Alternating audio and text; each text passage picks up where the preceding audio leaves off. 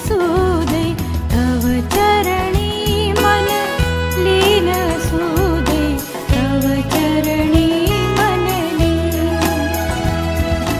तव चरणी मन लीन असू दे, तव चरणी मन लीन.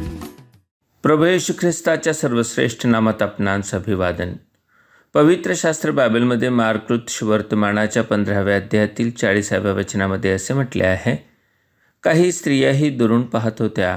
त्यांच्यामध्ये मग्दालिया मरिया, धाकटा याकोब व योसे यांची आई मरिया व सलोमे या होत्या.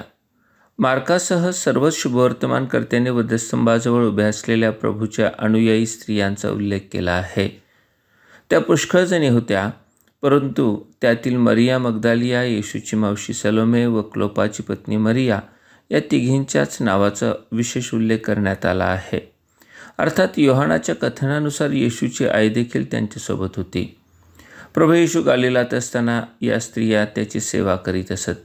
त्या सर्व त्याच्याबरोबर येरुशलेमात आल्या होत्या व तो वधस्तंभावर खिळून मारला जात असता शेवटपर्यंत त्याच्याजवळ उभ्या होत्या. योहानाच्या 11व्या अध्यायात प्रभू लाजराला मरणातून जिवंत करावयास यहुदियात जाण्यास निघाला असता प्रभूचे शिष्यही त्याच्यासोबत निघाले. यहुदियात त्याच्या जीवाला धोका असल्याचे ठाऊक असल्याने थोमा इतर शिष्यांना म्हणाला होता, आपणही ह्याच्याबरोबर मरावयास जाऊ. मात्र प्रभूला अटक होताच सर्व शिष्य त्याला सोडून पळून गेले. त्याला वधस्तंभावर खिळले असता योहाना व्यतिरिक्त तेथे कोणीही नव्हता. ख्रिस्तासाठी मरावयास तयार असलेल्या पेत्रानेही प्रभूला तब्बल 3दा नाकारले होते व तो वधस्तंभाच्या आसपासही फिरकला नव्हता. खरे तर मरणाच्या भयाने सर्व शिष्य लपून बसले होते. त्याउलट या सर्व स्त्रिया प्रभूने प्राण समर्पित करेतोपर्यंत वधस्तंभाजवळच उभ्या होत्या. इतकेच नव्हे तर त्याला कबरेत पुरेतोपर्यंत त्या आजूबाजूलाच होत्या. त्यांची प्रभूवरील प्रीती त्यांना स्वस्थ बसू देत नव्हती. त्यांनी प्रभूच्या शरीराला लावण्यासाठी विकत घेतलेली सुगंधी द्रव्य घेऊन त्या रविवारी पहाटेच कबरेकडे आल्या.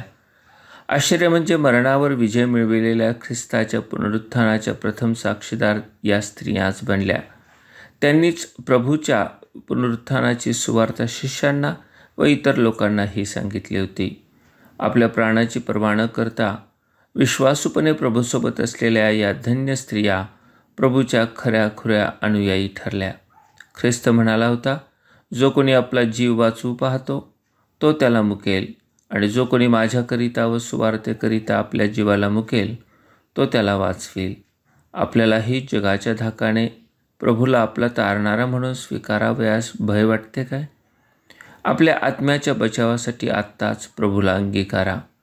परमेश्वर आपणास सहाय्य करो. धन्यवाद.